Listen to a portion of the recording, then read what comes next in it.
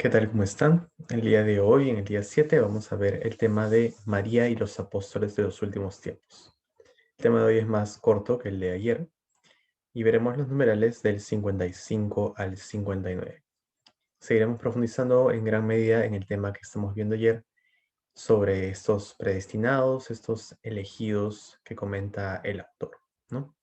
Entonces partimos, bueno, de un punto que estábamos viendo ayer sobre los dones de los santos de perfección particular, ¿no? Ayer veníamos diciendo que si bien María es necesaria para todos, es aún más necesaria para aquellos que están llamados a una perfección particular, ¿no? Y aquí se daban bueno, algunos ejemplos de las características de estas personas, ¿no? De esos hombres, de esas mujeres que tendrían esta perfección particular, ¿no? Con una mano derribarán, ¿no? Combatirán en general todos los enemigos de Dios, ¿no? Los cismáticos, los herejes, las ideologías contrarias a la fe, los pecadores que no se arrepienten y que atacan al mundo con sus impiedades, etc.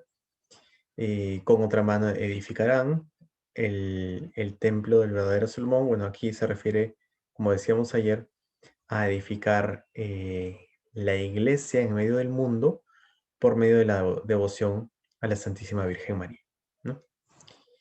Entonces continúa en esta misma línea el autor y entra el tema de María y los apóstoles de los últimos tiempos. En el tema de hoy, básicamente vamos a dedicarnos a describir cómo son estos apóstoles de los últimos tiempos, que va en línea básicamente con el mismo tema de estos predestinados y llamados a una perfección particular, que además también somos nosotros, ¿no? O sea, si nosotros queremos alcanzar esta perfección particular, si nosotros queremos alcanzar una santidad particular, si queremos no solo, digamos, llegar eh, como que a probar, ¿no? Para poder llegar al cielo, sino ofrecer tanto en cuanto podamos en favor de Dios, pues esto es para nosotros también, ¿no? La mayoría son dones propios de la gracia, ¿no? O sea, son dones que vienen de Dios, ¿no? Por medio de María, pero que vienen de Dios mismo. Pero claro, también hay algunos, digamos, requisitos para alcanzarlos, que de alguna forma también se irán viendo a lo largo del libro, ¿no?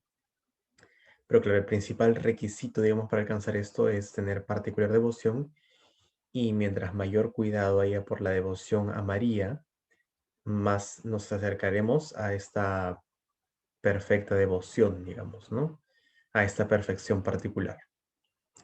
Bueno, entonces nos comenta así el autor. Guiados por ella, ¿no? Por María, llegarán a puerto seguro a pesar de las tempestades y de los piratas, ¿no? Como aquella que nos defenderá en los momentos de las tribulaciones más grandes.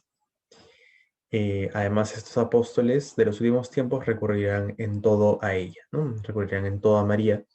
Tendrán esta disposición particular para hacerlo, además, ¿no? Porque de hecho todos podemos recurrir siempre, pero tendrán esta conciencia de constantemente recurrir a María al notar quién es ella para nosotros y cómo su intercesión es tan grande para nuestra vida, ¿no? Continúa el autor, entonces sabrán que María es el medio más seguro, fácil, corto y perfecto para llegar a Jesucristo, y se consagrarán a ella en cuerpo y alma sin reserva alguna para pertenecer del mismo modo a Jesucristo. Aquí de una forma plantea ya lo que sería esta consagración perfecta que plantea el autor dentro del libro, ¿no? San Luis María Guiñón de Montfort. Y también habla de estos puntos, ¿no? De el camino o el medio más seguro, fácil, corto y perfecto.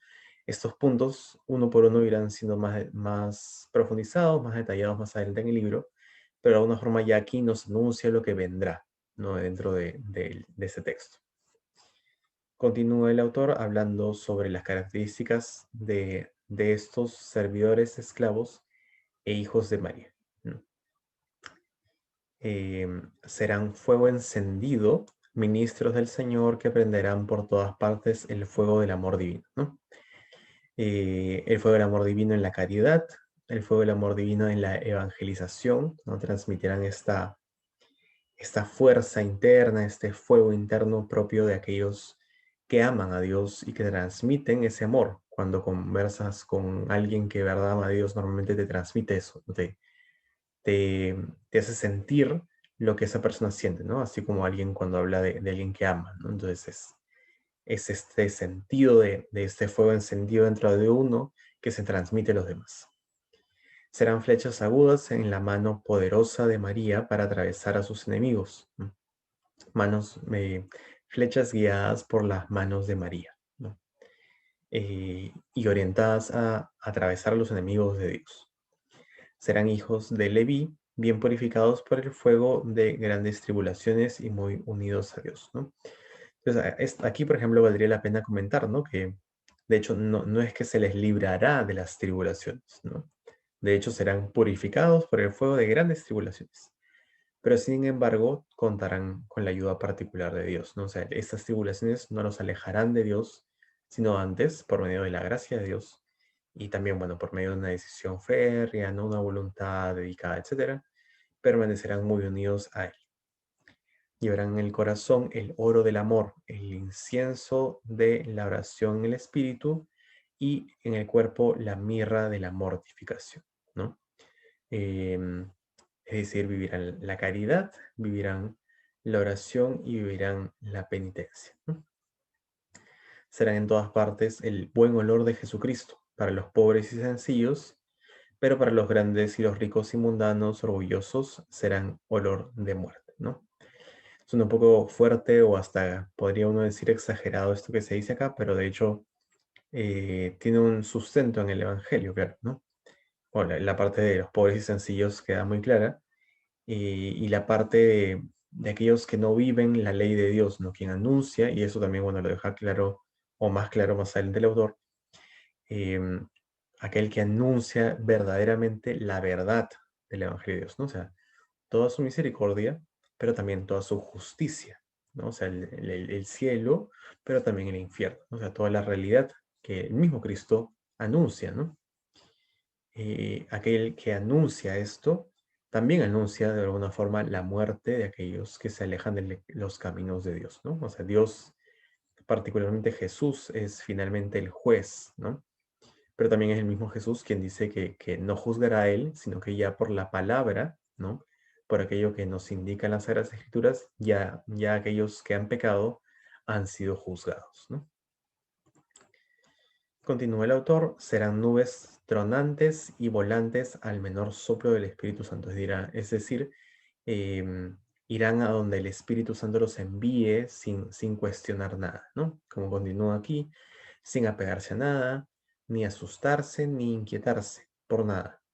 Derramarán la lluvia de la palabra de Dios y de la vida eterna.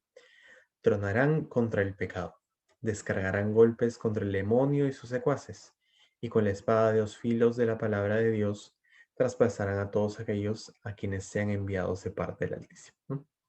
Pues defenderán la verdad de la iglesia también, ¿no? Defenderán la verdad que nos comunica la palabra de Dios, ¿no? Que se interpreta bajo la mirada de la Santa Iglesia en su doctrina, en su tradición, en su magisterio de más de 2000 años, ¿no? Y se mantendrán además firmes, ¿no? Firmes sin apegarse, ni asustarse, ni inquietarse frente a estos enemigos que combatirán. Continúa, bueno, como les decía hacia el inicio, ¿no? El día de hoy simplemente vamos a hablar sobre todas estas características de estos apóstoles de los últimos tiempos que van muy en línea con estos que buscan alcanzar la perfección particular. Serán los apóstoles auténticos de los últimos tiempos, a quienes el Señor dará la palabra y las fuerzas necesarias para realizar maravillas y ganar gloriosas ofrendas sobre sus enemigos, ¿no? Em, entonces, de alguna forma, estos apóstoles, estos hombres y mujeres, em, destacan, ¿no? Por ser como una especie de conquistadores de almas, ¿no? Por la forma en la que transmiten de manera particular la gracia de Dios, ¿no? Que es gran signo de santidad al final, ¿no? O sea, el fruto que se da en aquello que obra. Dormirán sin oro ni plata y sin preocupaciones, ¿no? O sea, no tendrán nada, pero tampoco tendrán preocupaciones. Volarán con la pura intención de la gloria de Dios y de la salvación de los hombres a donde los llame el Espíritu Santo, ¿no? Estarán atentos a la voluntad de Dios.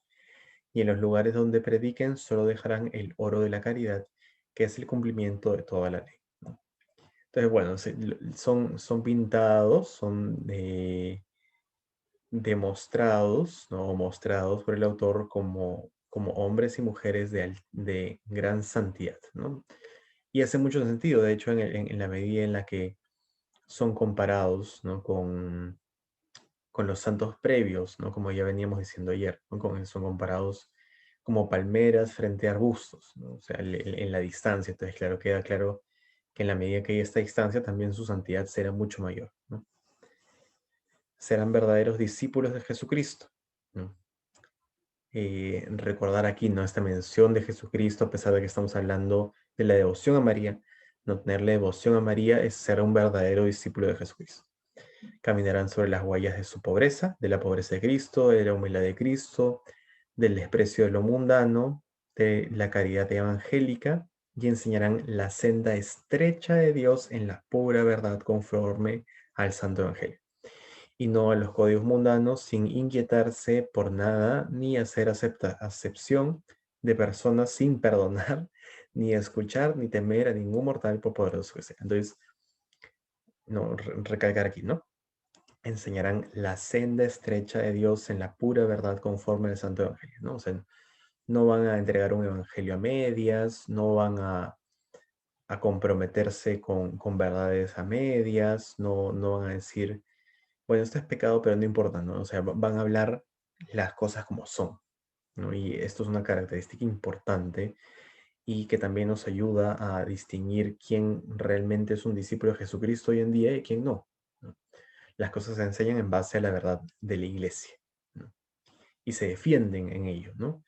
Claro que hay espacios, hay lugares, cada uno tiene su proceso, pero en medio de esta misericordia que damos, también entregamos la plenitud de la justicia, porque eso es Cristo, ¿no? Verdadera misericordia y verdadera justicia, ¿no? Una justicia misericordiosa, pero también una misericordia justa, ¿no? Y serán, bueno, estarán revestidos de Jesucristo, ¿no? ¿Y cómo estarán revestidos de Jesucristo? Llevarán en la boca la espada de dos filos de la palabra de Dios, ¿no? Eso quiere decir que además conocerán con gran claridad la palabra de Dios, no solo como teoría y conocimiento, eh, digamos, de memoria, sino que comprenderán bien qué es lo que la palabra de Dios trata de transmitirnos. Sobre sus hombros el estandarte ensangrentado de la cruz, ¿no? Entonces ellos también asumirán el martirio, la mortificación de Cristo. En la mano derecha el crucifijo, ¿no? Para decir, miren aquel que ha sido alzado, miren aquel que es el Redentor, ¿no? Orientar a la gente hacia Jesucristo, que es el Salvador finalmente, el enviado del Padre. El rosario en la mano izquierda, los sagrados nombres, bueno, el rosario de la mano izquierda queda claro que está alineado al sentido de la devoción mariana, ¿no? Los sagrados nombres de Jesús y de María en el corazón y en toda su conducta la modestia y mortificación de Jesucristo, ¿no? Pero cuándo y cómo sucederá esto, solo Dios lo sabe. A nosotros nos toca callar, orar, suspirar y esperar, ¿no? Entonces sí, ¿no? O sea, de repente nosotros no seremos estos apóstoles de los últimos tiempos, ¿no? Cada uno de nosotros ha de responder en la medida de la gracia que nos ha sido dada, ¿no? No deberíamos responder por debajo de esta gracia, ¿no? Y tampoco podemos responder por encima porque en la medida de los dones que nos han sido dados también podemos responder, ¿no? Ahora, jamás los dones que nos han sido dados o la menor cantidad de dones que nos han sido dados podría ser, por ejemplo, una excusa para pecar, ¿no? Para pecar mortalmente. Em, pero bueno, en la medida en lo que vivimos, en los dones que tenemos, en las circunstancias también en las que vivimos, nos corresponde tratar de vivir esto. Y no solo porque por un llamado nuestro y un llamado a la devoción de María y el llamado propio del bautismo, em, sino también porque para que lleguen estos santos, nosotros podemos entender de que debe haber fruto en la iglesia, ¿no? Claro que Dios puede suscitarlos sin ninguna intermediación de los servidores de María, pero sería lo lógico y lo natural que estos servidores de María, ¿no? Que somos también nosotros, y que estamos invitados a hacerlo, em, preparen el camino. Preparen el camino para estos santos que vendrán, ¿no? Entonces, en la medida en la que nosotros también tratemos de vivir esta santidad crecerá en nosotros, pero también en la iglesia, ¿no? En la iglesia para las futuras generaciones. Pues bueno, eso es todo por hoy. Les agradecemos mucho por habernos acompañado. Espero que les haya gustado mucho este tema y que estén entusiasmados por el tema del día de mañana. Cuídense mucho. Nos vemos.